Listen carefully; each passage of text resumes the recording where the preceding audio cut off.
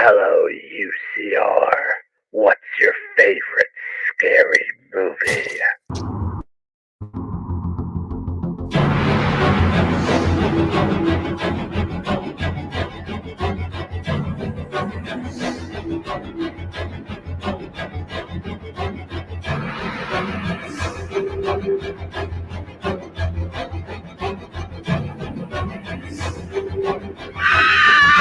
Ladies and gentlemen, boys and girls, and everything out there creepily in between, welcome to another episode of Uncensored Horror.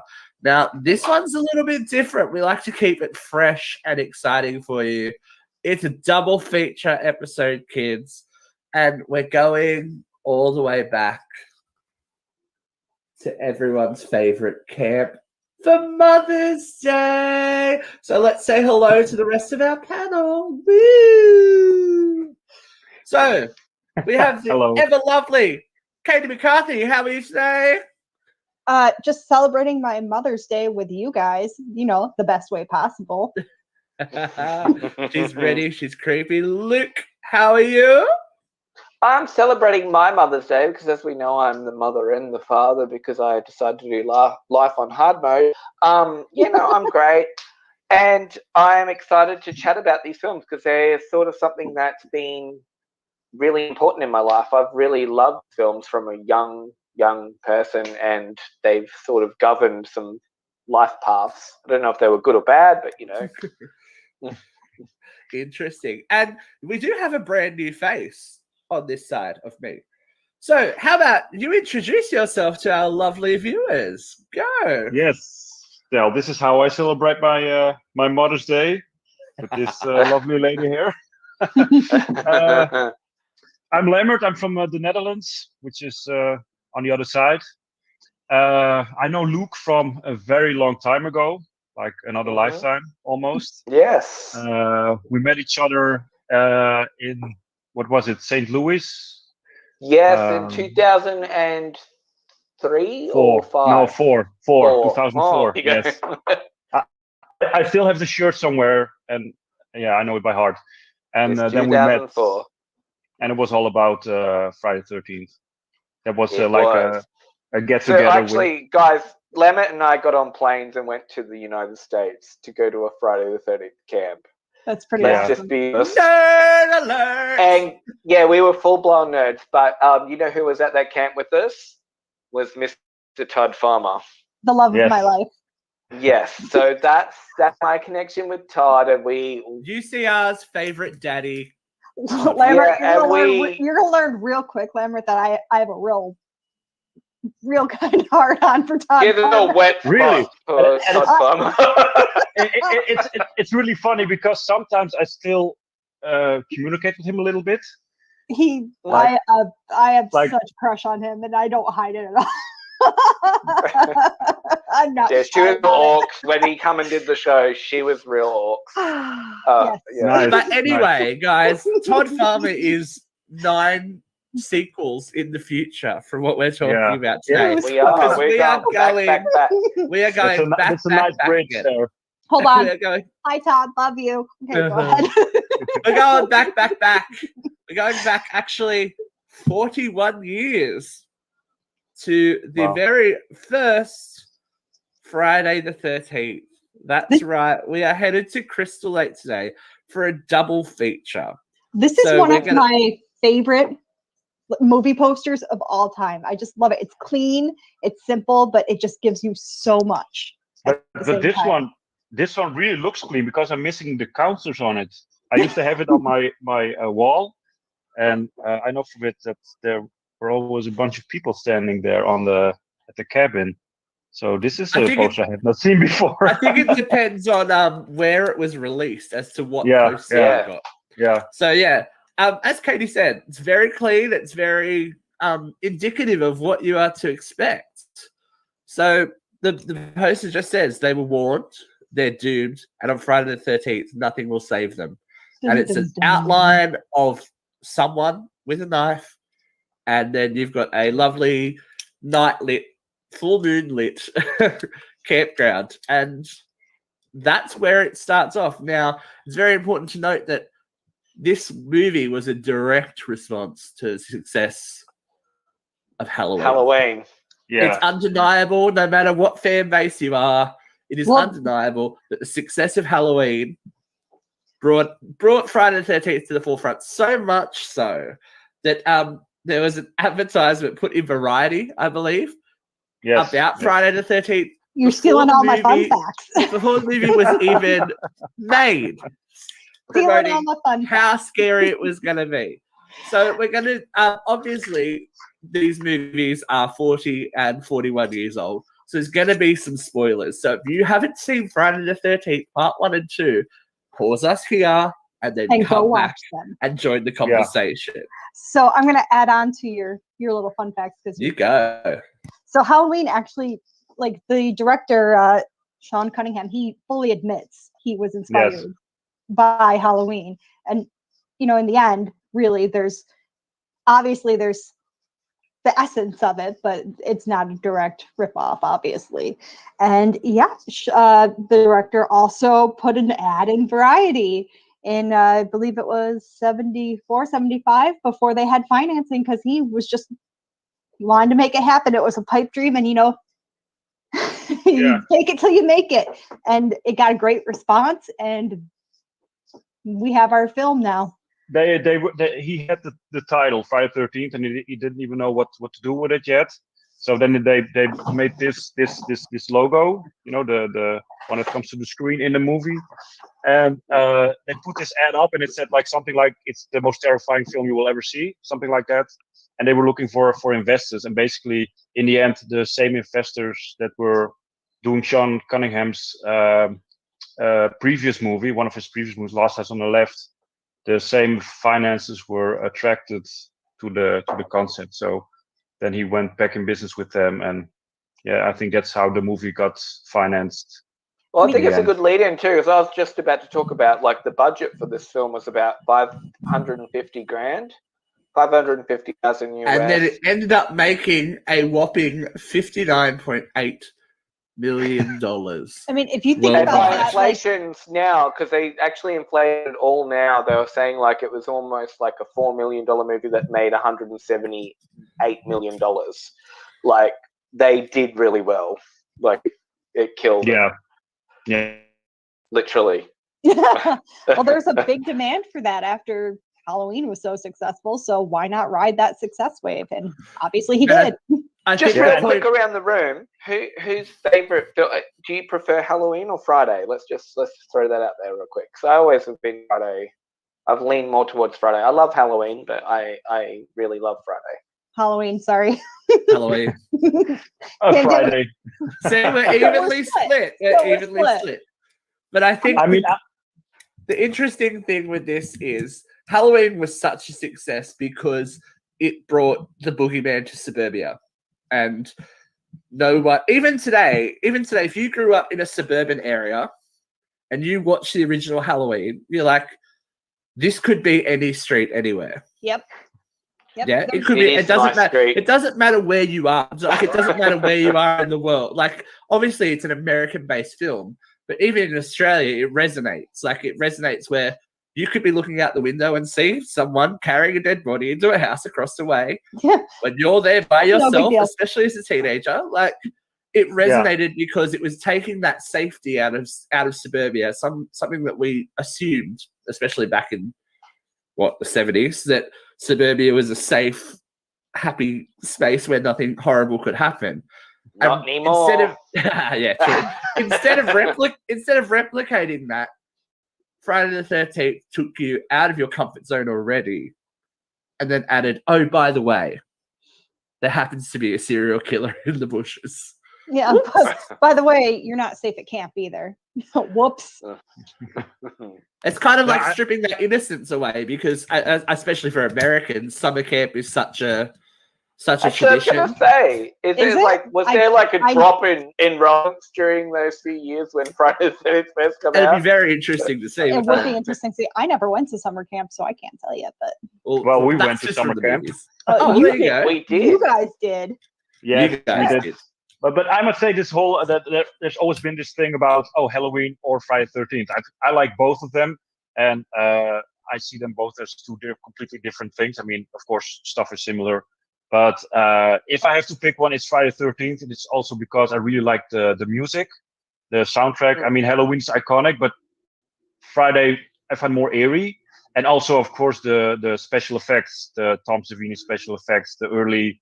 That's what also sells it for me. I mean, now everybody knows how it works, but when I watched it for the first time, I was like, how the fuck did they do this? How did they cut off Betsy Palmer's head, you know? No, there's a reason Tom Savini is who he is because he's iconic. And it's because of movies like Friday the 13th that kind of shot him into that kind of legend status. So no, I absolutely agree with you there.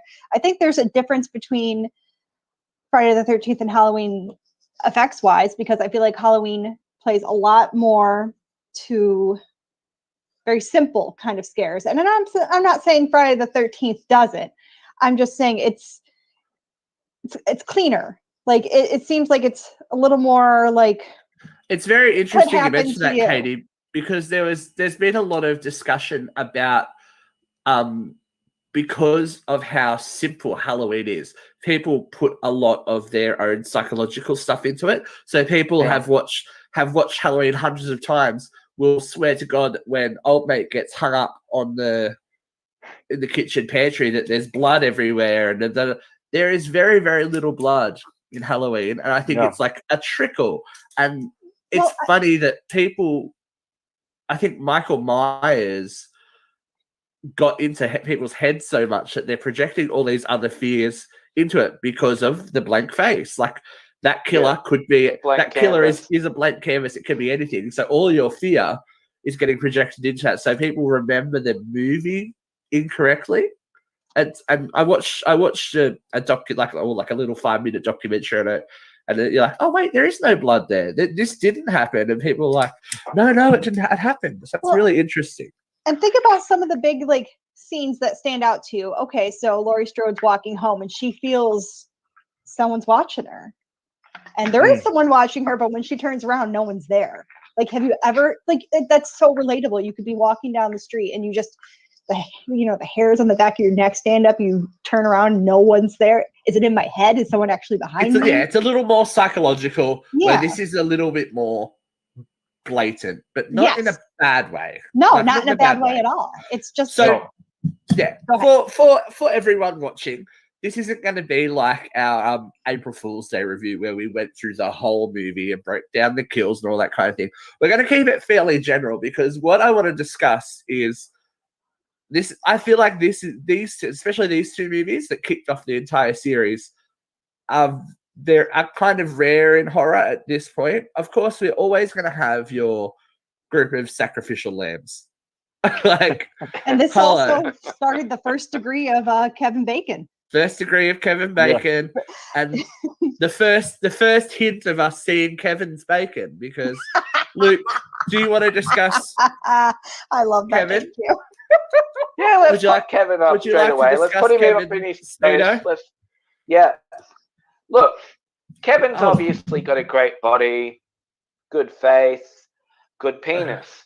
So he likes to throw it out there. Hollow Man, he threw that whole thing out there, and also Wild Things with Neve Campbell and Denise Richards. Out of it in Wild Things. I mean, that thing was just here you go. Yeah.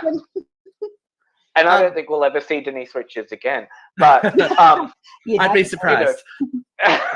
But he threw it out there, and he was the name, but not back then. He was a nobody. He was nobody. This is the thing with this cast.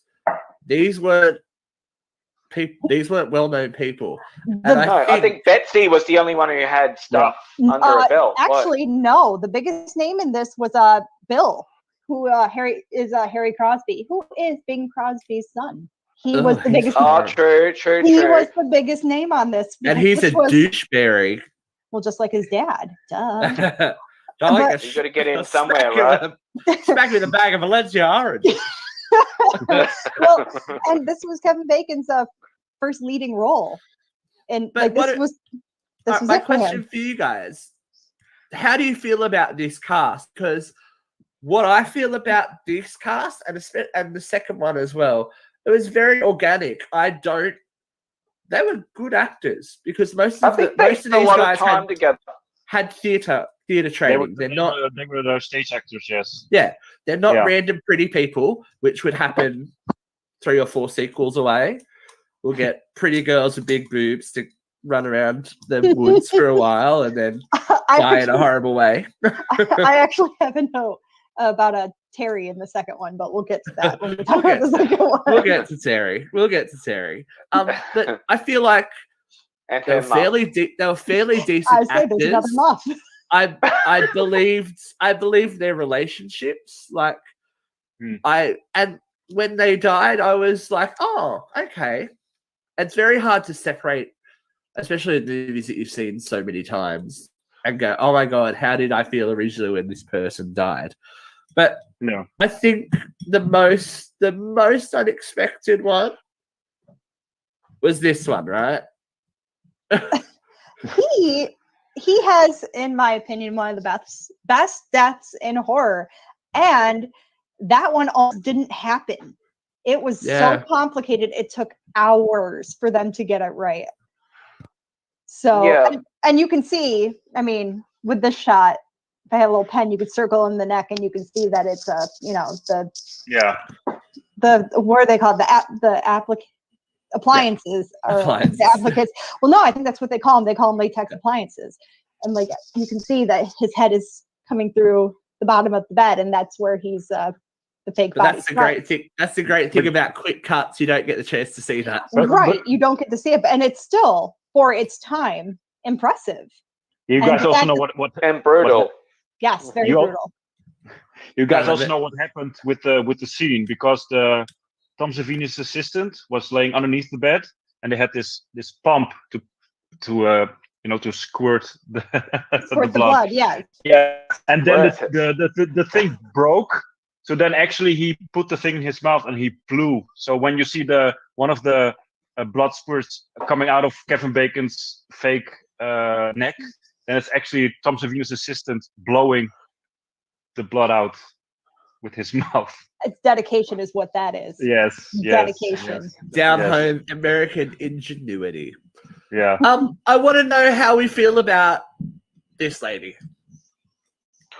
Alice. This Adrienne King as Alice Hardy in the film. I think Adrienne embodied everything that you would like about a final girl. She was just very likable, very clean, she was pretty, but not in a fake, over-the-top way. Like, she was just a really wholesome kind of girl. Do you think they were trying to replicate the Laurie Strode All-American Girl? Oh, absolutely they were.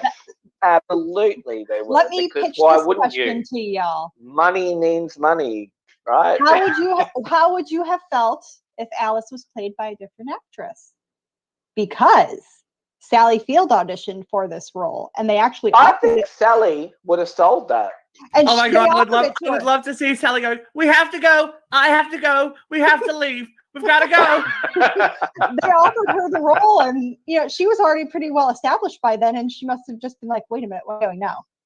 Which was a mistake on her part, but still. So what? So she turned it down? She auditioned, and this is her as an established actress, auditioned for this role. They offered it to her, and she turned it down. Could you imagine Sally Field, Betsy Palmer having a cat fight? But this on the lakeside. This is probably her agent at the time as well, because if she's on the rise, so she's done Smokey and the Bandit and all this kind of stuff by then, right? Yes. Yeah. So she's approaching the A-list. She's not going to go backwards in the 80s, right? And film an independent should have movie. done it. That's not how Hollywood works back then. I'm gonna give her this. I love Sally Field. I do. I love her so much, but I hate her scream. So I'm really glad she didn't do it. David! Oh my god. All right. Look, I wanted to get sidetracked about Sally, but no, let's keep going. Alternatively, how do we feel about this lady? Miss Betsy Palmer as the iconic. Holy shit. I think they didn't expect that they would strike gold with her, because she really felt like, the script's a bit hammy.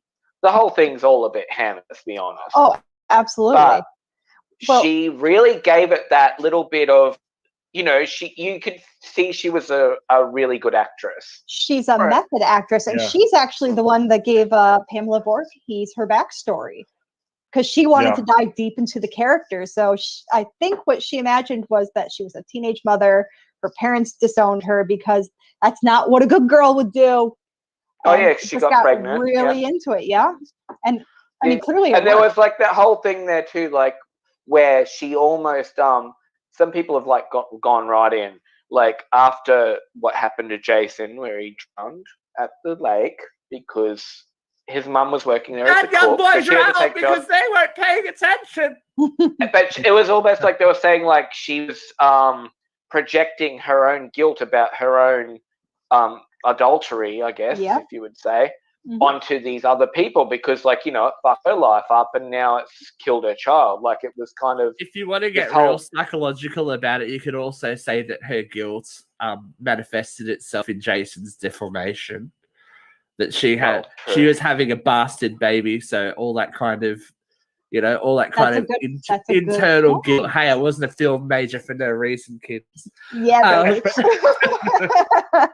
Especially in the 1940s, that was a whole different time. So, yeah. Yeah, it brings up a very important point that we will discuss later as well about the wacky timeline of Friday the 13th. Oh But God. it is interesting how they It's jump from. Let's just stick to the first two films for We'll that. stick to Okay, the well, we're here all day. It's still Oh, it's still confusing in the first two films. I So- thought you were talking about how it's confusing how they're jumping from like 1957 to.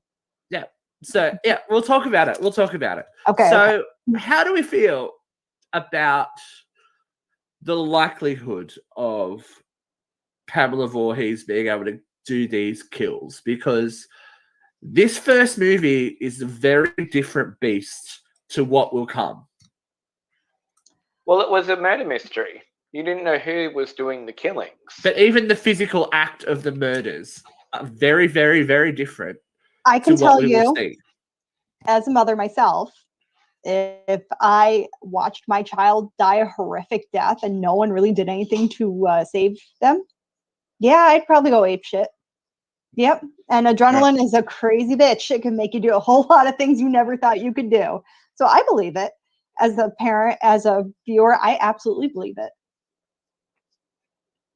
I I mean- believe that Betsy Palmer also put on extra clothing underneath to look more Bulky? imposed. Yeah. And I totally get it. I totally buy it that she did all the killing. Mm-hmm. That's because when I watched Friday the 13th for the very first time, I knew about the guy in a hockey mask. I didn't know about his mother, and it was also the very first Friday the 13th I watched. So when the ending came and it was this woman, I was like, huh? What happened with this guy that I heard about with this mask? And who's this woman? And then my friend said, yeah, but she didn't do the killing and I'm like, well, she does look very angry. So she killed them all. That does pose a very interesting question that I have seen asked. Do you think all those murders were Pamela? Because we obviously go on to see that Jason is still lurking around Crystal Lake. Yeah, but I think well, Ginny sort of sums it up in part 2. If I'm jumping ahead, that she more or less surmises like he saw his mother get beheaded, and so he wanted to meet like violence with violence. Yeah, we'll see. I just think it's okay. I don't know she's hanging people on doors. I mean, she could. Has the sheer upper body strength to do it quickly. Well, you don't know. But we'll see. Hey, It's listen, crazy girl. No, look, I've worked in mental health. They can fucking do things cinema. that you would never think. Cinema. We have to have a little bit of disbelief. Assuming that Jason is the killer is what got Casey killed in Scream, so maybe you want to keep your horror knowledge straight on. You want to keep your options open, but it wasn't knowledge. It wasn't commonplace back then. This is the ridge. Just telling you. I want to talk about matching these two up. How do we feel about this? Because it was a surprisingly physical fight for something I don't know, this long ago. Like, it wasn't like they pushed each other and that was like, I'm done. It's lots of cat and mouse. I feel like they kind of really packed it into the end. So much Well- so that when I watched it last night, because I rewatched both of these last night, I will admit that I fell asleep in Friday the 13th Part 1, because in the middle there's a long stretch where nothing happens and it's kind of boring. There's no cat and mouse. You do like get a couple of point of view shots of someone watching someone, but not a lot happens until that Kevin Bacon death. That's when things like ramp up and actually happen, and then in the end, no, it's like fully back into it. If I'm going to be I wanna- honest, I don't see Alice as a final girl. You don't peg her as that. You really don't. She just does not give me that I'm a survivor kind of. I see her as a survivor, but I don't see her as a final girl, but we'll discuss that in a second. I thought Well, Annie was going to look. be the final girl when I watched it for the first time. That was about Annie, the one who dies first, or Yeah. first, third. But And look, Yeah. with Betty as well, Betsy, because as she was a method actor and she was a theatre actress, during the rehearsals when they were filming the final confrontation between Alice, she slapped Adrian across the face. And Adrian dropped to the floor and started crying and was like crying to the director saying, "Oh, she just slapped me." And Betty's like, "Of course I did. Like, Yeah, she we're didn't doing it. expect We're it. doing it." And he's like, no, Betsy, we don't actually have to hit people. So yeah, Betsy old was all school. in. She was She's not. old school. She Let wasn't her do what playing. she's got to do. But Okay? if she wasn't that committed to the character, it wouldn't have paid off.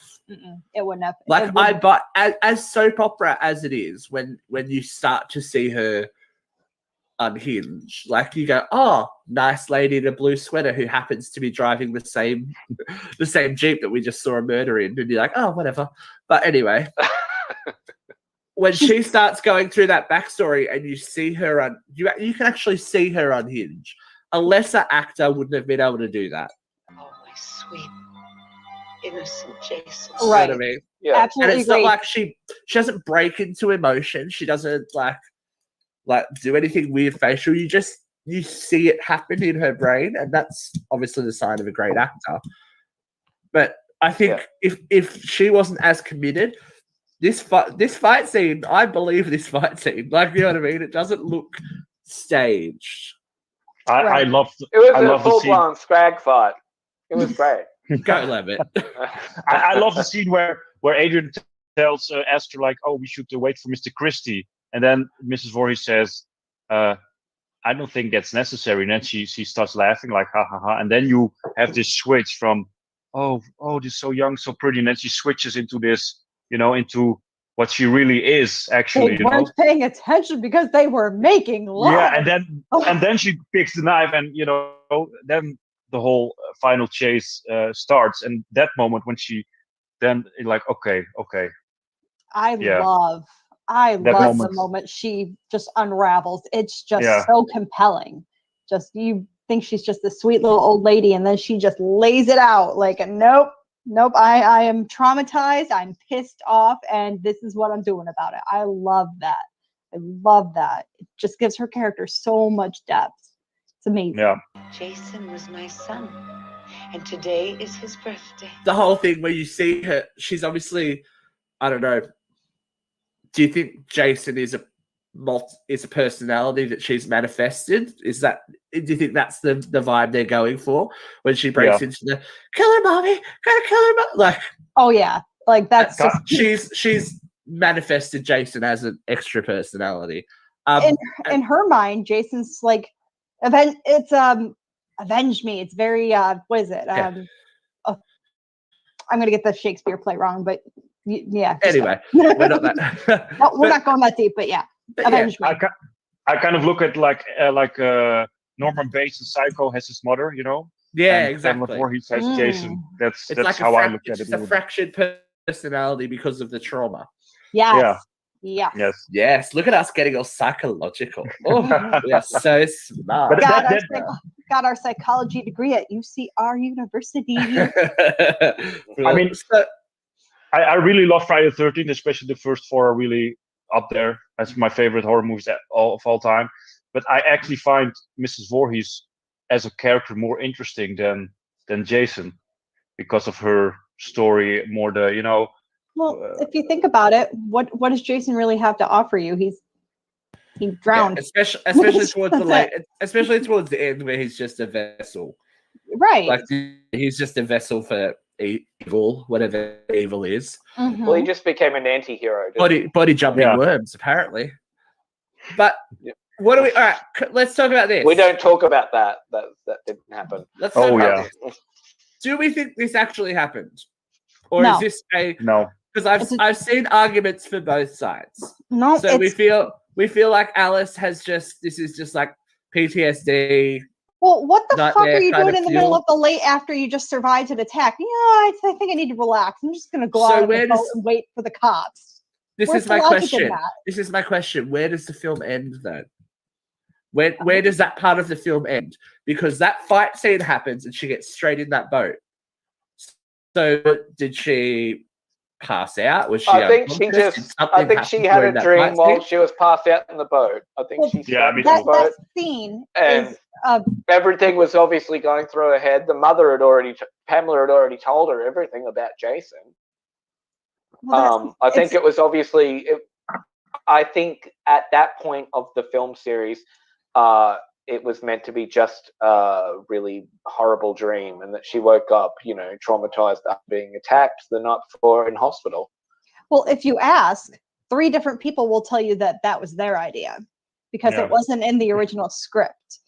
It was Ron Kurtz. He said it was his idea, and then Tom Savini, who I'm going to believe because it's Tom Savini, he said it was inspired by the Carrie final scare. Yeah. Which I fully believe because it looks just like it.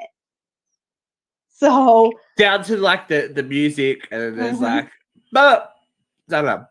So yes, we're going to say Tom Savini. do we? did it. So even though from all reports it was never suggested that there was going to be a sequel, No. I think that last sting that he's still there is setting something up. It was never meant to. Then no, why have that line? And he's still there.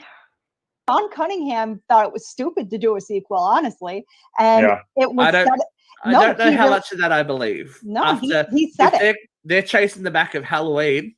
I know that Halloween 2 took a couple of years to happen, but they knew that Halloween 2 was going to happen. They were setting it up for an anthology series, actually. Yeah. It was never meant to.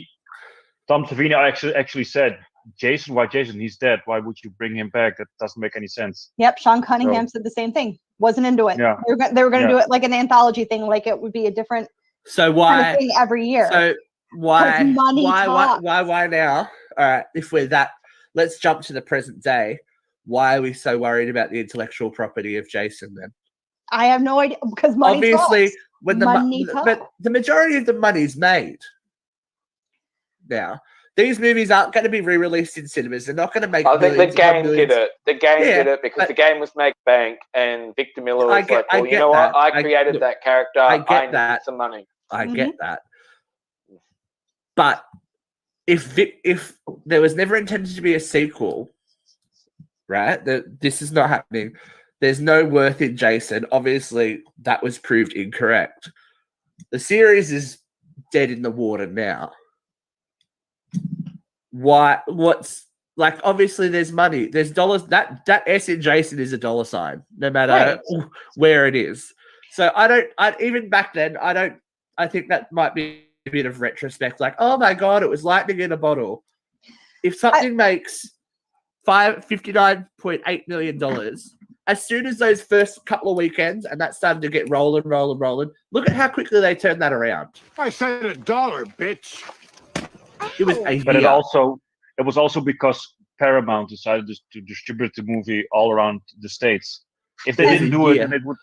And you got to wonder, how big of a stake do the original people have in this if they keep going? Maybe it's not as big of a cut as you think it is, and they want a bigger. But I'm just saying, as soon as those dollar signs started to roll in, it doesn't matter who's in control of it. There's a sequel happening. Oh yeah, even to this day, they did it. Then you had the slasher boom, and I think also because Friday 13 was successful, they decided to do a Halloween 2 because John Carpenter said The end of Halloween 1 is just, Michael Myers' evil is everywhere.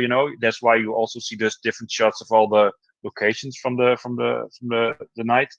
So then the slasher boom happened, and then we have to have sequels. We're gonna do this. Suddenly, every holiday is going to be a movie. So Easter Bunny. Yeah. There is an Easter. Well, there is an Easter Bunny. I know. There's not really a holiday without a horror movie, is there? Night of the Lepus was terrible, but man, it was so bad. So we're going to jump forward. We're going to jump forward. 12 months, really, isn't it? To Friday the 13th. Part 2. Part 2. I know you and Dad were. Okay, so very simple. So everyone died in part 1, right? Except Dallas. Let's just knock them off real quick. I'll get to it, Luke. I'll get to it. Very, very simple, this poster. Whereas the first one gave us an idea of what we could expect, this one gives nothing away. I think that's a little lazy. Simply, honestly. the body count continues. Do you think this is because we didn't have an idea of what was happening yet? Yes, absolutely. I absolutely think it's because they weren't fully planning on it, and then they were told, "Okay, you're doing it." Oh shit! Let's get this poster out there. They had a poster, but it was rejected because it spoiled. Oh damn! I didn't. One. I've seen that poster. Didn't know that. It's bad. Yeah. It's very similar to the part 1 poster, but it's got the boat and little baby Jason jumping out.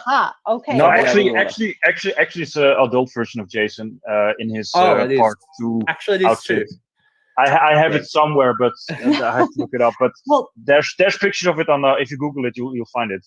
For a film that was never initially going to happen, they had to cut 48 seconds out of this film so it didn't get an X rating. So when they were going in, they were going in. And we are just about to talk about that. So, yes, at the end of last movie, we had one survivor, Miss Adrienne King. Now, in between the release of Friday the 13th Part 1 and Friday the 13th Part 2, she kind of lived her own horror movie where she managed to get herself quite a prolific and stalker. From what I understand, quite psychologically dangerous stalker. Absolutely. She doesn't go into detail. I wouldn't want to talk about it either. It's really dangerous. He had a gun. He pulled a gun. Yeah, so she was. She definitely, I guess. Well, here's my question: Was this Adrienne King stalker before or after? After. It was after. Yeah. No. Do you know? I can't think of her name. She was in Poltergeist, and she was actually killed by a stalker. Was this before or after that? This is 1981. This is 1980 to 81. I don't think Poltergeist was 82. Okay, so it was pretty close. So it was pretty close then. Wow. Yeah, she doesn't speak much about it, and it kind of led her to really pull away. She withdrew. Yeah, she withdrew from everything. From the accounts that I've heard, it took a lot of effort to get her back, but she didn't know that she was going to be killed off until she arrived on set. Everything in her scene was ad-libbed. It was completely. She didn't care so much because then the stalking thing was happening, so it was all like going really fast. And I've seen a few interviews where she's like, it was very done in a very quick way. So. To make it worse, there was an incident on set where, okay, spoiler alert, guys. If you haven't watched the second movie, I'm about to spoil this for you. In her death scene, she's stabbed in the head with an ice pick. So generally, this trick, when it's in the movie, is it will retract. Yeah. So it looks real to the viewer, but obviously the actor is not being injured. Well, that thing didn't retract. So she's on set, she's going through a hard time, and now she's really getting stabbed in the head. So Adrienne King's not probably the last straw. Yes, I was about to talk about that. Thank you for putting it up. So this is actually this one is the extended, not seen version. It's only just been re-released because it was recently found and re-released on the Anchor Bay Friday the 13th box set that's come out. So Her death scene, for everyone that's like, oh, she could have survived. No, I she couldn't have. don't think so. You're getting a nice pick in the head. You're I not don't surviving. Come on. think so. But even in the beginning of that film, I still found Alice relatable, and I felt for her. But you can tell as soon as that, well, despite the nearly 10 minutes of repeated footage, which will make itself a habit in the Friday films from now on, let's do a 10-minute recap, and then we only have to make an 80-minute movie. Nice. You can tell there's money behind this one. As soon as the actual movie starts, the clarity of picture is clearer. There's tracking shots, like continuous tracking shots. There's all this kind of this is where the Hollywood version kind of starts to take over. And again, first time in the franchise, there's the cat fake out. If my cat jumped if my cat jumped like that all the time, I don't think it'd survive. Yeah. Well, cats do that. Fuck cats. I don't think they go all the time. Oh no, they do. I had a cat for 14 years. She like or hide and like at night. I'm gonna scream and jump. They attack you, but they don't like. I mean, any regular view of UCR knows my cat Loki very well by now. That he'll just hang out behind us and he's just a Tasmanian devil. He just likes to lick in the background, and then all of a sudden just zoomies. It's great. Yeah, Go back and watch our show. So you said earlier you didn't feel that Alice was a final girl. She was a survivor, but not a final girl. So what did you mean by that? I feel like if Jason were the killer in part 1, we wouldn't have Alice. Alice would be gone. Died. Alice was smart enough and had the wherewithal to, especially when she was like safeguarding the house and tying things up and barricade. She wasn't the dumb bitch final girl that will come to like some just run around and go, oh my god, I'm falling over. In some of the later sequels that some people have a hard on for. I think that Chris Higgins was a great survivor. We'll talk about Chris after. Debatable. Anyway, Chris was very aggressive back towards Jason. Only because she got savagely fingered by Jason in the woods, but that'd be all right. Well, we don't whatever. Anyway. We'll never know. We'll never know. We'll never know. This movie also has the prestige of being the only Friday the 13th movie with a female Jason. Did you guys know that? Yeah. Ooh, I did, but do you want to explain it for the guests at home? The first shot of Jason walking towards Alice's house is makeup artist Ellen Luter. So she has the great privilege of being the only female Jason. Oh. In a very long line of Jasons. Of her shoes, walking. So talk to me about that first section, guys. So Halloween much? Oh yeah, it's just your sweet little kid singing jumping in the street. puddle, and his mom calls Puddles, him in, and suburbia. oh, mom, and then you just see these big old intimidating legs walking in the rain, and the scary music coming, and you're thinking, oh shit, Al's about to get it. Do you think that's intentional? Absolutely. Like they're like, you think this is Halloween? We're about to stab someone in the head with a fucking ice pick. Like, we're not Halloween. We're going. I feel like this is where it starts to differentiate. It's after using the first movie. It's using the Halloween kind of gimmick where you're not safe anywhere. You think you're safe in this nice little small suburbia town. You're wrong. You are very wrong. He will find you and he will stab you in the head with an ice pick. And that cat's gonna watch. Definitely. And then lick the blood. I feel like that's all we were missing. If it was made today, the cat would be like, oh, you're so sick. Wait, there was a movie where a cat ate the eyeball or something. What movie was that? Right. I've seen something like that. What was that? Now it's gonna bug me. We'll come back. We've got a brand new cast, essentially. Well, we do. Yes, we do. Except for one returning character. Well, it's not Muffin. It's not Muffin. He meets his end as well. Poor old Ralph. He can't help it. Aw. He was just crazy. Okay, so sorry, we had Ralph and Adrian. Okay, I completely forgot about Crazy I Ralph. can't believe we talked about Crazy Ralph. Yeah. We missed Ralph. Well, the whole idea is Mother's Day. We'll talk about Crazy Uncle's Day another time. So no, let's just touch on Crazy Ralph real quick. Crazy Ralph was like the guy that brought the foreboding, there was something bad going to happen, and everyone just thought he was this crazy guy. I don't know why. Every time I see that guy, I think of Phantasm. Well, there's always one in the movie where they're going to warn the kids not to do it. Yeah. Oh, you don't go down that road. And they tried it in part 3, and it cabin. was so shit. It was like a fucking, I don't know, having diarrhea or something. I didn't realize things how just happen they shouldn't. How multicultural this new cast was. It's kind of like it's a little more diverse. There's an Asian girl. I didn't even realize. What happened to her? I've watched this movie so many times. There's like, where's the Asian girl? The Asian girl escaped. Asian girl, where are you? The black guy escaped. Like you see, okay, I'm jumping way ahead, but they all go out drinking, and only like Ginny and Pete? Is that his name? Paul. Okay, so Ginny and Paul come back. Where's the fucking truckload of kids that went to? No, where are they? They stayed at the bar. They're pissing off. They stayed at the bar, and then old red-headed nerd guys said, "Is there an after-hours place around here?" The old guy says, "Yeah." Sure and he is, goes, "Awesome." I must have missed that. That movie got a little dull for me. I watched this to refresh myself. All wish that fucking nerdy redhead went back to camp though. Like, yeah, I really don't. Why is it still alive? He was a bit shredded though. Did you see him with his shirt off? He was skinny. Abdominals. He was like, yeah. He was shredded for the 80s.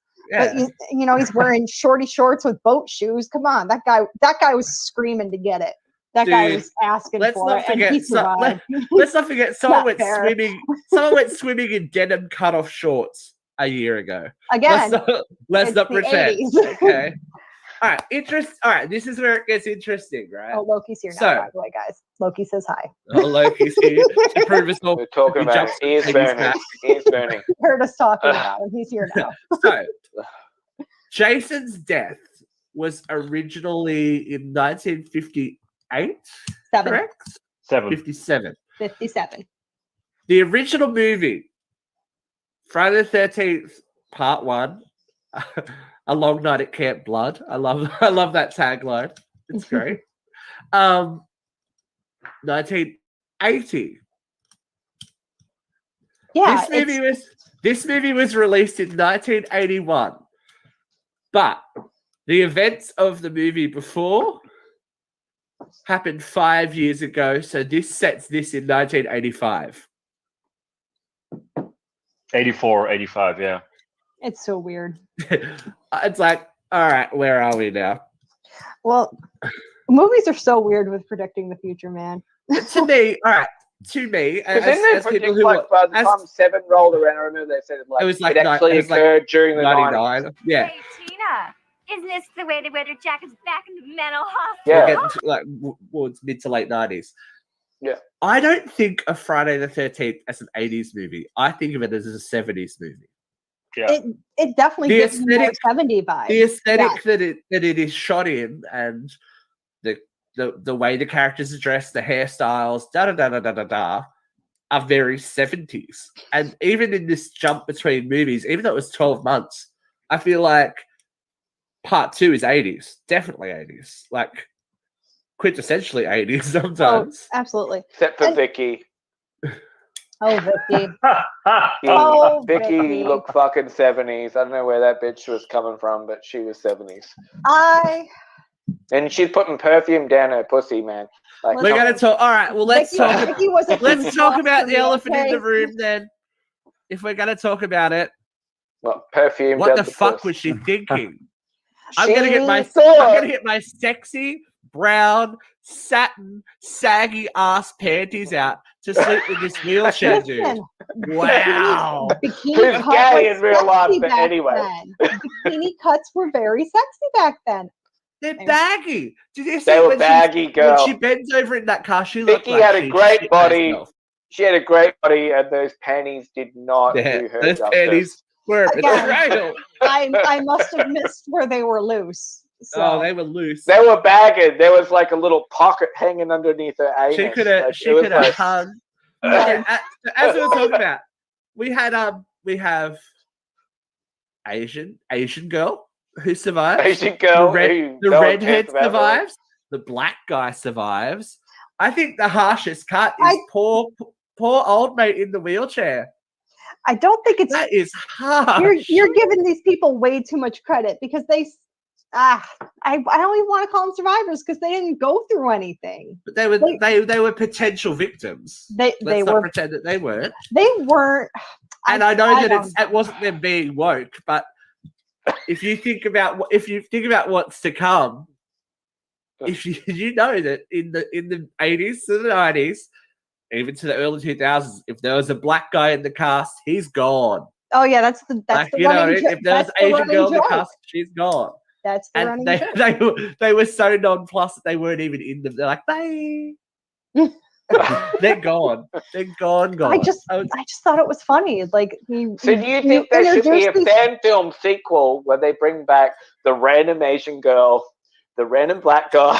I would be Like- I would be interested to see if a And film Teddy. or some kind of like reference, like, do they have survivor's guilt? Do they are they suffering Definitely, from like- this? It would be So interesting. that's obviously, once we get to the end, we'll talk about it a little bit more. That's obviously how the police get there, because they come back, right. right? But we'll talk about that in a minute. We have to talk about this lady. Boom! Ginny. Yeah. See, Ginny, Amy Steele as Ginny Field. Now she this is a final girl. a final girl. I feel like she is up there with Laurie Strode and Sydney Prescott. She is a smart, Yep. strong. Chris Higgins. Yeah, well, if you want to spend the whole thing. Great actress. I really buy her. Fantastic actress, character. and we are Yeah. we are trying to get to you, Amy. I'm trying to Amy. I'm reaching out. Hey, Amy. Amy, look, Amy, we You reviewed bloody April Fool's Day. We're reviewing this. We're doing like an Amy Steele collection. We love you. We want to talk to you. So if anyone knows Amy Steele, get in contact. Sorry, is it my uncensored radio at gmail.com? That's the one. Get it, But she- hit us up on Facebook.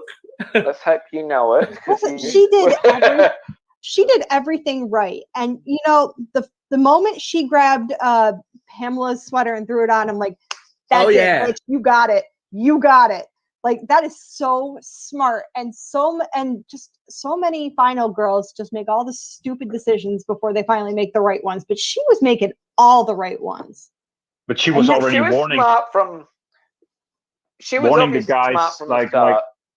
yeah, she said like, oh, well, we have what about this Jason, and if he's still running around, what would happen? And everybody's like, come on, you know. No, she was ready. She was ready, and that's how Yeah. you knew she was going to survive it. I think because she had the fancy book learned, and she was the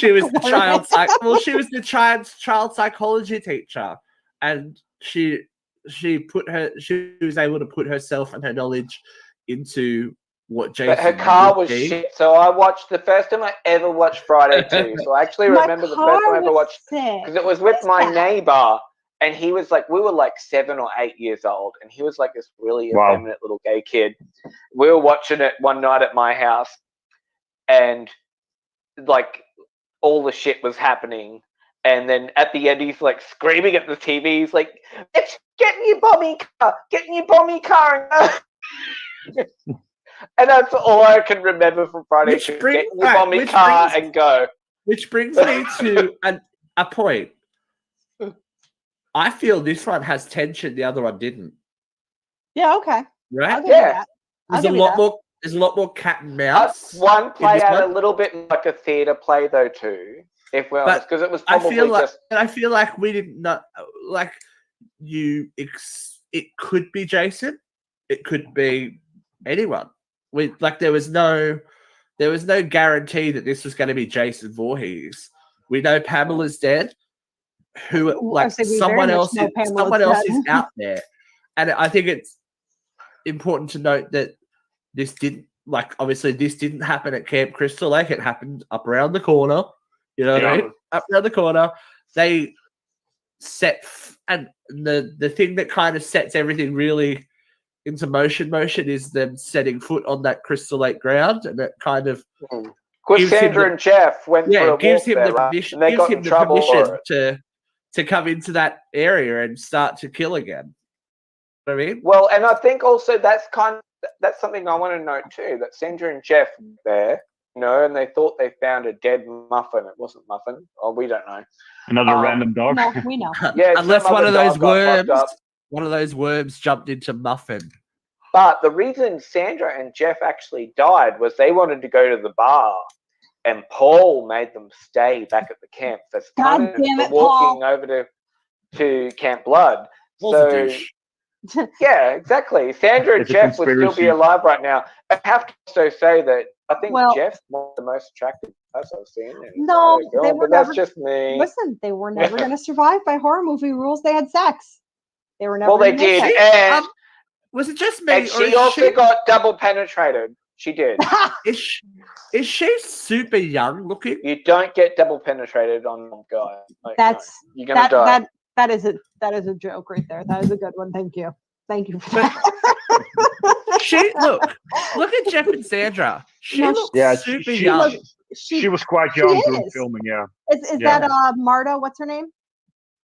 Marta Kober. Is that who it is? Because she was a minor on set. Yeah, She, yeah. She I was was a like, minor. she's like 17-ish, like 16, That's 17, why she right? looks so young. Yep. And doing sex scenes. That's It's edgy, is what it is. oh, it's edgy. It's edgy. You know what I love But about this whole thing is Oh, hey, look. That Lords one. Tracy Lords did it. that's totally different though. That's night and day, my friend. That is night and day. All right, I was going to comment that I love that camp is a real functioning camp, and it's in New Jersey. It's Nobi Bosco.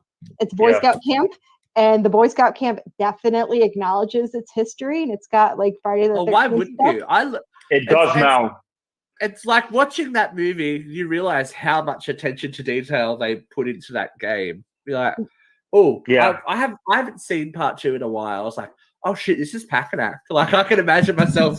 I was thinking the running same around. thing. Like I was looking at, I'm like, oh, this is They just did like a the great game. job. They did a really good like job. Higgins Haven, Pack-a-Knack looks like everything's exact. Like they did not muck around. Even Crystal that's Lake, why I it was was like- so much fun to play it.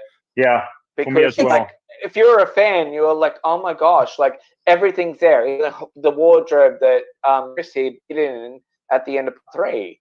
Except like when it's people all were set yelling exactly the slurs at same. us. Yeah, there's even the little tree stump in the beginning of Friday 1 that's there in front of one of the cabins. Yeah. When they arrived and like help me with this tree. It's just in the game these small details. A teddy bear on one of the couches in one of the houses. It's like, okay, they really did a good job on the game. What could have been? But anyway, let's Can we let's talk about lament on Terry else. now? What else could have been? I'm here for her, okay? She was hard as a rock for him, wasn't she? Oh my god, and he was playing it so cool. It's like, come on, dude. She is so thirsty for your dick. Just give it to her. But we never found out. We never found out what he was in training for. He I'm in never told training. us. He never told us. Well, Maybe apparently, he was. apparently it was for sucking that dick. Oh, But anyway, look, I feel really sorry for Mark. I liked Mark, and then he just got fucked up. yeah. Like, There's no fucked coming back. up. You don't bounce back from that. Yeah, there's no bouncing back from that. You're Well, not he coming. bounced downstairs. He Yeah. bounced down the Back. stairs. He sure did, but he's not coming back from that. You're done. But see, the one person I don't feel sorry for is this dumb bitch. Vicky. Why not Vicky? Like, Because it's her how baggy ass long? panties. Vicky. The brown baggy How ass long? panties. How Be nice to long? Vicky. How She long was did that sweet. take? So she sees Oh, the she was body in shock. Leave her. Oh, Leave in her. shock. For a good 10 seconds as he slowly walks towards her, going, "Eh, like, you deserve to die. You Listen, deserve this to die in the most horrible way possible. A lot of You're a people dumb do that. bitch." A lot Well, of I people mean- just freeze. It was Look, actually probably when more someone's realistic. scared, Than, if I saw someone with a bag on their head jump out of bed, you better believe I would be shitting my It pants. is no, and it is a running. trauma response to freeze. So Yeah. it's a very realistic She response. deserves fight, Bubs. Fight or Ooh, flight. victim So- shaming. Come on, baby. Oh, victim shaming. You want to do And she victim couldn't shaming? really hide from him because that perfume smelled Victim pussy. shaming. No, that's panty shaming, and I'll allow it. Victim shaming. I was a little rough with the. It looked like almost looks like that really fake like velvet. I can't It's imagine it would be nasty. breathable. I can't imagine it would be a breathable No. material. No, So she's you gonna end know, up either with a UTI or stabbed. That I was night, gonna she say, was listen, not ladies, having a you know good. she sprayed that perfume on because her pussy stank. Listen, ladies, you gotta stick with the cotton panties. That's how you avoid the UTIs. Yes. Let them breathe. So Let her breathe. let's talk about. Hold on. We did have one other returning castmate. Yes, Barely. This is very nice Barely. because do you guys know that the scenes of Betsy Palmer in this movie were actually filmed by Wes Craven? Shut up. What- I didn't know that. Wes Craven actually shot the footage of Betsy Palmer, the one in No Friday way. film. That's Because awesome. she was very, very reticent to come back. I would love to know what kind of deal she got. Because after the first movie, she was dunzo. She just wanted Like a car. dunzo. She's not coming back. She So- did She it wanted to the buy a car for the first movie. That's what she said. She I think did- the movie yep, she did it shit, to buy but a I'll do car. it 'cause I want a car. Yeah. So look. But that's a little Buddy little thoughts? fun fact that Wes Craven had an input in Friday too. Damn it, I the like Wes that fun fact. B Thank unit. you. It's the B unit. This is Steve Miner, so we got our Halloween connection as well. Yeah, as well. But I liked this site. Like I like they tried to put a little bit of psychology into it. I like that too. Yeah, I know. Like, and But- I feel like this was well earned. I would like to talk about The Mask. So, does anyone else feel like it's very, reminiscent of another horror movie that we all know and love? Did anyone catch it? A little bit. The town, yeah.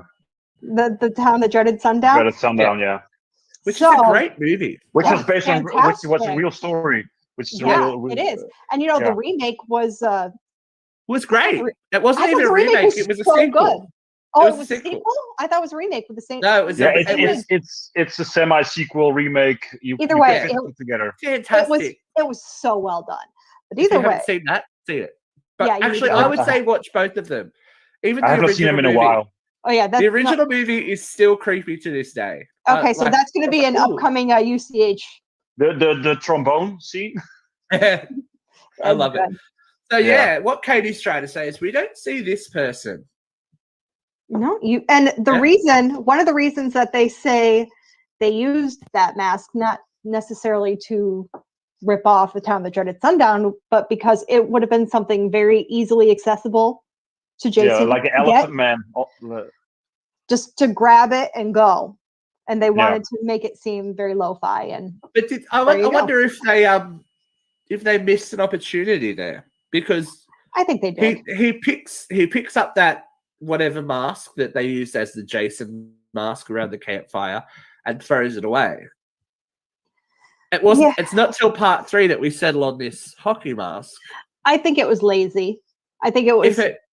I think it was very lazy. That could have been a very interesting, if you in this modern day, you would think of it as merch. You'd be like, well, Jason changes masks every movie. There's a different mask. Da, da, da, da, da, da. Oh yeah, absolutely. But You know what I mean? I But think it was lazy. They could have tried a little harder instead of. And I I don't found- think they off the expected movie. the hockey mask to actually be accessible either. Like, don't know what they were thinking, but we still it don't. just yeah, suddenly we're still, became a very iconic brand. But Yeah. this is the thing. We're still a movie away from that.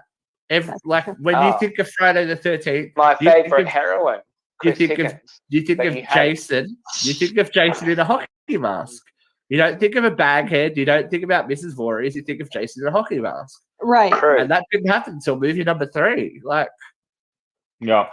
All right. So here's my question for you guys, since we're talking about end of movies. Where does this movie end? It ends where you totally didn't talk about Terry and her non-existent shirt that I wanted to discuss. Yeah, you but didn't we'll go put back it to that. up. I've I'm got going to it talk here. about. I want to talk about Terry's just need to swim. Yeah, she just Like, she's just like, I've just got to get naked right now. Like, well, let's talk about how she was nipping the whole time. So she was If you- clearly cold. So why are you getting in the water when you're cold? Terry didn't need no bra either. Terry was perky as. I'm missing my dog. Let's go skinny dipping. Yeah, pretty my much. dog's missing. Tits out. Yeah. Ass is out. Let's do this. It's, And she deserved a much better death too. You don't even see what happens to her. Well, she was an off-screen kill, wasn't she? And then you just She saw was. her dead at She, the end. Yeah, you see her body at the She's end all in the In Jason's the cabin. You see her shrine. body in the background somewhere. Listen, don't if I really had a know what- body like that, I'd be wearing all that stuff too. But Terry No was doubt. Me too. Terry was Me mid too. 20s, right? Terry looks great. Terry looks a bit older than some of us. No, well, let's be Some real. of the None of kids. those people, besides the one girl, looks like a teenager. None of them do. Sandra. Except for the underage one that That's what I'm saying. Yeah, That but I underage guess girl. they're not. I guess they're not technically teenagers though. They might be in their mid Well, 20s. they should be. They No, should but- because they're counselors, right? Right. They're training to become a camp counselor, so they should be a little bit older, I think. So they're So- probably like late teens, early 20s. So I guess They're early 20s. my point is moot then. So Are you saying your point is mutt? that's where I'm going. That's where Are I'm you going with with it. Terry's mutt? Anyway, Can we talk about the real heroine of this film? no, I'm going to though? talk about her later. Muffin! You Muffin! Aw. Yay! Muff. Little I'm so Muff. glad she's okay. Is that who you But talk it- about no, but later? this is the point. This is the point. Is she okay? Because Yes. where does that movie end? Yes, she's okay. Where does that movie Yeah, end? I think Because Muff's lived. I think because that we whole get back- scene where we he get jumped back through the to the- window actually happened. It's just my so it actually interpretation. happened. So what happened to Paul? Paul's dead. Paul Who died. cares? Paul Paul's died. dead. He died. Paul's When? dead. Where does I- Paul die? This is what I think. I think Jason jumped Script through the note. window. He knocked her over, and he went for Paul, and somehow she Why got would out. he knock her over? Because Why he would I'm he jumped sorry, through the the part window. three- Wait. That is so gay. of him. Why would he knock her over when she's already attacked him physically, pretended to be his mother, and he's killed everyone else he's encountered? I Why would don't- he just knock her out? I don't think He it would was kill like. her. Well, I don't think he was like just like. I He's think a he was, shark, but he's No, a shark. I'm That's the thinking he point. went for her, and then Paul went for him, and then he decided, "Oh fuck you, guy, and I'm gonna kill you." Hey guy, fuck you guy. Pretty much, fuck you, guy. Don't Turned into South Park. Hey let guy. let me kill your girlfriend. Because if we're honest, at the start of part 3, they said she was the only survivor. The So survivor. something more Yeah. happened after something what happened. happened in part 2. So So when he jumped through that window, we don't know how much of it true, whatever. this But is the he thing. honestly, he killed Paul. Paul Yeah, It's We're also never said gonna- in a script note. Muffin's probably fucked. Like we don't know what happened to Muff. No, Muffin Um, survived, and I won't hear otherwise. I reckon he ate Muffin. Fuck you. But- There was a note in one of the scripts that said Paul is dead. Oh, Yeah. Paul's dead. There's no way Yeah, that Paul's that- dead. that- We can all agree Paul's dead, and Paul's dead. if you know what, Paul should be dead because he needed his night vision checked. Paul's dead. Yeah.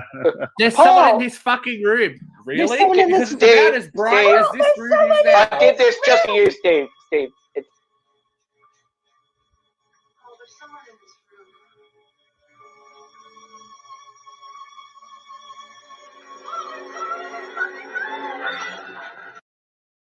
No, I don't and know you about know you we're not guys. going to get flagged for that. You know we're not because it was just a I TV. don't know about you guys, but when I watched this movie for the first time on VHS, it was a really dark movie, and Yeah. I didn't even see that. And also at the end, when Jason gets hit in the shoulder, I was like, "What happened?" What? Mm. Yeah, where because did you he can't come- because of the couldn't 80s see it. 80s, 90s technology, She's you just couldn't see it. way too chill for there's someone in this room. Like Yeah. way too chill. Way too chill. If someone Well, was in the except room, I after would she be like, just got "Oh, then chased again, and bye." shit, right? Yeah, this is like they've only just discovered the bloody sheets. Like, And I would have been given gone. that the chick was underage, that she could have been a bleeder. Like it could Oh, happen. stop it. It could have happened. It could have been horrible. Could have been like a murder scene. Vicky nasty old panties just laying around. Like, who cares? Yeah, Okay, I'm not even going to touch that. Number one. Number two, if I walked into a empty cabin with blood everywhere, my ass would be out the door. I'm not staying around and investigating. That's how girls like me get killed. That's how we get killed. That's how it happens. That's the one part of the movie that I'm gonna critique is like when they find the blood and then the light is going out and you'd be gone. Oh, I think it's just a fuse. Yeah, a fuse did the blood and a fuse did what? No. Well, I did notice last night that he said, "Oh, the kitchen light's still on. It's just a fuse," which is true. When they walk downstairs, the kitchen light is still on. So I'm still gone. And then there's someone in the room. I don't think you jump. If you've been out drinking, I don't think you jumped. Oh my god, there's a bagged head. Everyone's dead. Here. Yeah, but more caught on the fact that why was Vicky wearing those nasty panties? Yeah, we'll never recover. There's some answers we'll never know. Like whatever happened to Ginny, because originally Friday the 13th Part 3 was meant to pick up with Ginny in a mental hospital, recovering from her encounter, and that was all just abandoned to move on. Yeah, and I think the script for Part 3 that never happened was later used as the base for Part 5 at the with Tommy instead. Yeah, that was I think would have been the more interesting movie, right? I would have. Yeah, I wouldn't have had little Chris Higgins. Like, come on. Oh, heartbreaking. I mean, it worked for Halloween to start in the hospital, didn't it? It did. I know a lot of people hate Halloween too, but I enjoy it. Why? It's a great movie. When I watch Halloween, I watch both of them together. I see it as one. It's worth movie. it. Yeah, I see it. Even though that wig. Oh, Jamie, that wig. That might not have been her fault, though. That wig. Don't blame it on her. But do we feel? So what do we feel? Ginny's still out there, right? Ginny's still alive. Yeah, well, she was alive at the start of Part 3. They showed the news report, right? They're watching it. So she was the one survivor. If we are ever getting an in-canon sequel, fan film. I'm saying an in-canon proper sequel movie. We could have Amy Steele back, absolutely. Given the success of Halloween 2018 and everything that's following it now, it has to be her, right?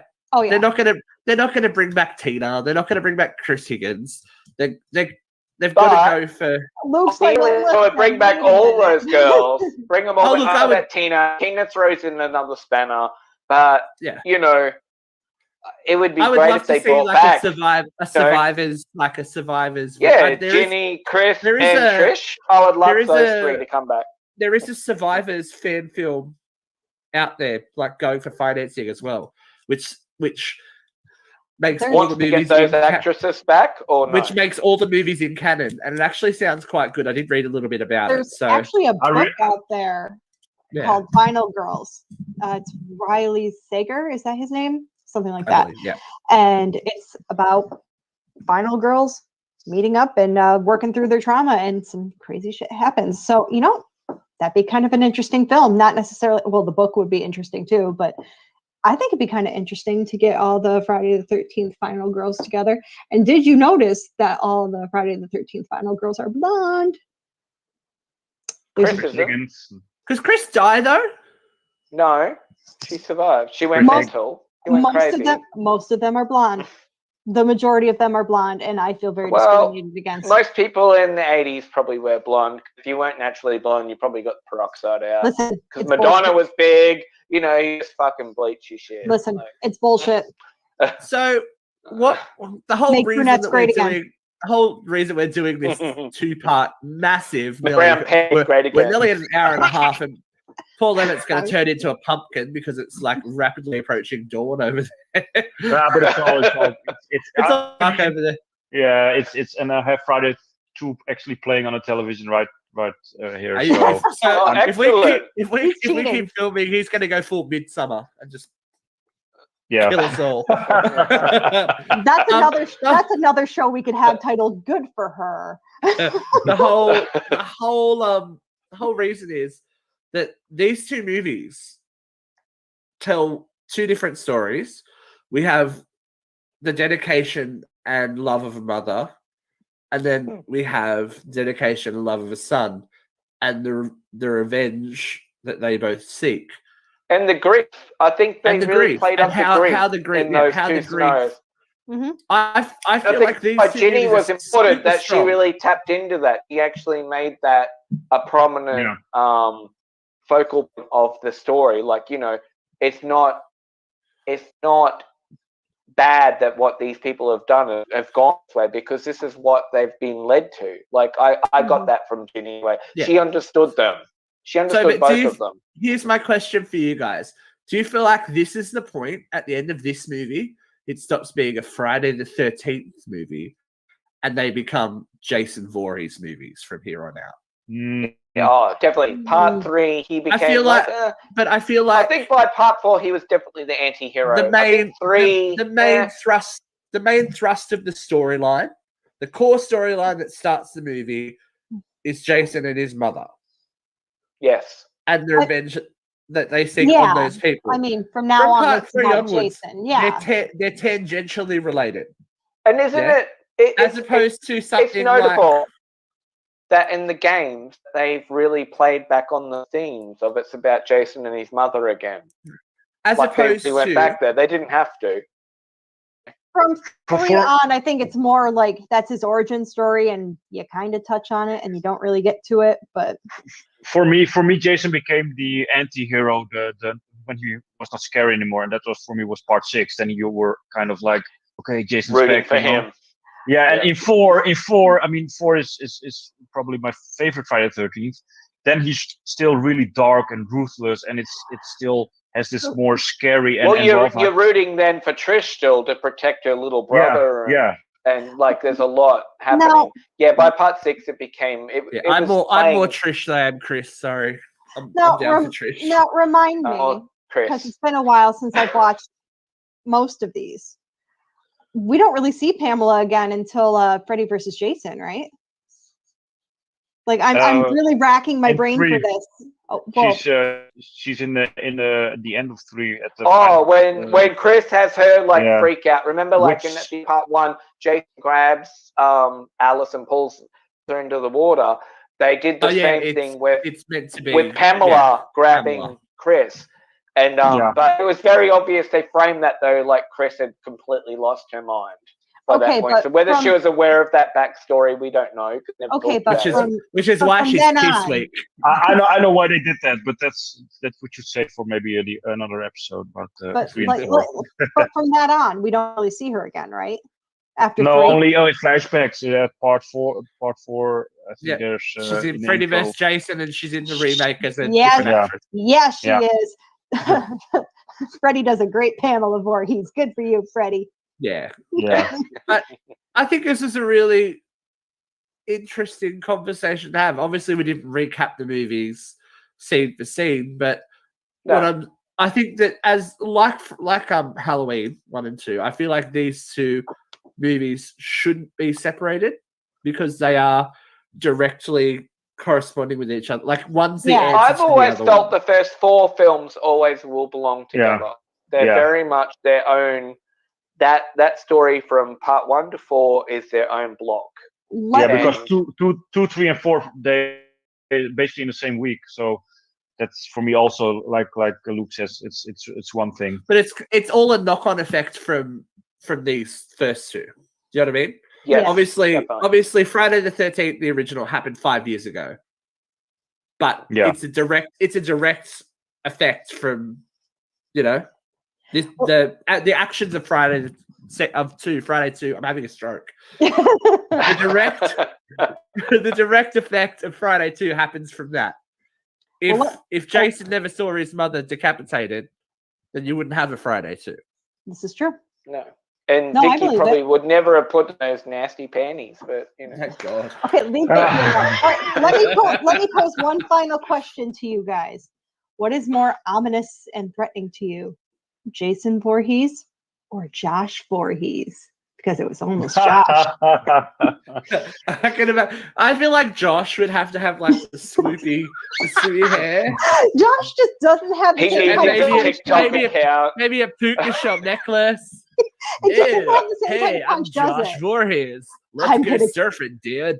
It's like no. Josh, kill for mommy. Kill for Josh, Yeah, mommy. they went with the Josh. right name. They went with the right They name. definitely did. went with the right name. Guys, thank you very much for your time. I know it's late for Katie and it's, I don't know, tomorrow for Levitt. You're like, it's like, I It's don't later know for where I Levitt. am. But welcome Yeah, welcome to the crew. Thanks for hanging with us, guys. It's been a super long episode, double feature. Thank you very much. But, Yeah. yeah, we've had fun. If you want us to do more of this kind of stuff, please let us know. Comment either on the Facebook page where you're watching this or on the YouTube page if you want us to do certain things. I really want to do sleepaway camp, but we'll talk about that later. Thanks for Also, watching. if you have any suggestions for Vicky to have better panties, please leave a link for us. We're going to send it to Yeah. her. Look, she should have Yeah. got no panties. It would have been breathable. Let's be honest. All right, And guys. even though he's in a wheelchair, he doesn't deserve second-rate snatch. He And does. I'm Like- scared though that her without panties, it would look the same as if she's wearing those brown velvet because it was the early '80s. But you know, But anyway. but you know what? There's nothing wrong with a full bush, Luke. Do not snack shame. Do It's not do even it. that. It's the fact that it's not breathable and it'd probably smell like this. Oh, the muff. Oh, Mom. Muffin's revenge. All right, guys. Thanks for joining us. We'll see you next time on Uncensored Horror, whenever that may be. And yeah, keep it cool. Bye. Bye. Boys.